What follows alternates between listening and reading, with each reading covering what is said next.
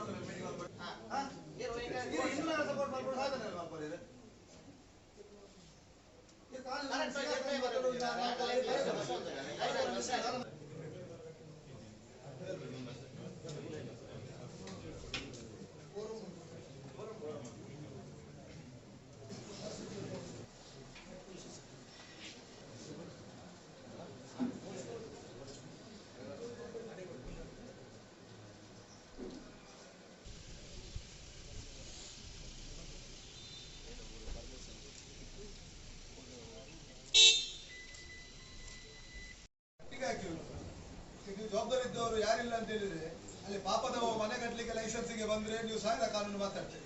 ಪಾಪದವ 911ಗೆ ಬಂದ್ರೆ 1000 ಮಾತಾಡ್ತೀರಿ. ಈಗ 10 ಮೀಟರ್ ವೈಂಡಿಂಗ್ ಬೇಕು, ಇದಕ್ಕೆ ಬಿಲ್ಡಿಂಗ್ ಲೈನಿಗೆ ಬಿಡ್ಬೇಕಂತ ಹೇಳಿದ್ರೆ ಅದಿಲ್ಲ. ಒಬ್ಬ ಪಾಪದವ 5 ಸೆಂಟ್ಸಲ್ಲಿ ಮನೆ ಕಟ್ಟಬೇಕಾದ್ರೆ ಅವನಿಗೆ 1000 ಕಾನೂನು ಮಾತಾಡಿ 100 ಸೆಂಟ್ಗಳನ್ನು ಹೋಗಿ ಬರ್ಲಿಕ್ಕೆ ಹೇಳಿ. ಯಾರೋ ಒಬ್ಬ ಮದ್ರಾಸ್ ಎಲ್ಲೋ ಬಂದು ಕಟ್ತಾನೆ ಅಂತ ಹೇಳಿದ್ರೆ ಕಣ್ಣು ಮುಚ್ಚಿದ್ರೆ ಸೈನ್ ಹಾಕ್ತೀವಿ ಪಂಚಾಯತ್. ಕೇಳೋರು ಎಂತ ಪಾಕಿಸ್ತಾನ ಅದು ಆವಂಜಿಯಲ್ಲಿ ಮಾರೆ ಅಷ್ಟು ಶಾಂತಿಯುತವಾಗಿ ಪೀಸ್ಫುಲ್ ಉಂಟು. 9 ಮನೆ ಇರುವುದು. ಒಂದು ಕೆಲಸ ಮಾಡಿ, ಪಂಚಾಯತಲ್ಲೇ ನೀವು ನಿಮ್ಮ ಯಾರು ನಿಮ್ಮ ಇಒ ಆಗ್ಬೋದು, ಅವ್ರು ಯಾರು ಲೈಸೆನ್ಸ್ ಕೊಟ್ಟಿದಾರಲ್ಲ ಅವರ ಮನೆ ಅಂಗಳದಲ್ಲಿ ಒಂದು ಮಾಡಲಿ ಮದ್ರಾಸ. ಅವರ ಮಕ್ಕಳನ್ನು ಇದರಲ್ಲಿ ಕೂರಿಸಿ ಮಾಡಲಿ, ನಮಗೇನು ವಿರೋಧ ಇಲ್ಲ. ಸಾರ್ವಜನಿಕವಾಗಿ ನಾವು ಮಾಡಲಿಕ್ಕೆ ಬಿಡುವುದಿಲ್ಲ ಯಾವತ್ತು. ನೀವು ಸರ್ಕಾರಿ ನೌಕರರು ಯಾರ ಒತ್ತಡಕ್ಕೆ ನೀವು ಬಲಿಯಾಗಬೇಡಿ. ನಾವು ನಮ್ಮ ಪರವಾಗಿ ಕೆಲಸ ಮಾಡಿ ಅಂತ ಹೇಳುವುದಿಲ್ಲ. ನೀವು ಕಾನೂನಾತ್ಮಕವಾಗಿ ಮಾಡಿ, ಅಧ್ಯಕ್ಷರಿರ್ಬೋದು, ಪಂಚಾಯತ್ ಮೆಂಬರ್ ಇರ್ಬೋದು, ಅಥವಾ ಶಾಸಕನಾಗಿ ಹೇಳಿದೆ. ಒತ್ತಡ ಪೂರ್ವಕವಾಗಿ ಮಾಡಿದ್ರೆ ನಾಳೆ ನೀವು ಅದರ ಬಲಿಪಾಶ ಆಗ್ತೀರಿ. ಇವತ್ತು ಅವ್ರು ಇಡ್ತಾರೆ, ನಾಳೆ ಯಾರು ಇಡುದಿಲ್ಲ. ಸೈನ್ ಹಾಕೋರು ನೀವು, ನಾಳೆ ಕೋಟಿಗಿಳಿಯವರು ಅಂತ ನೀವು ಆಗ್ತೀರಿ.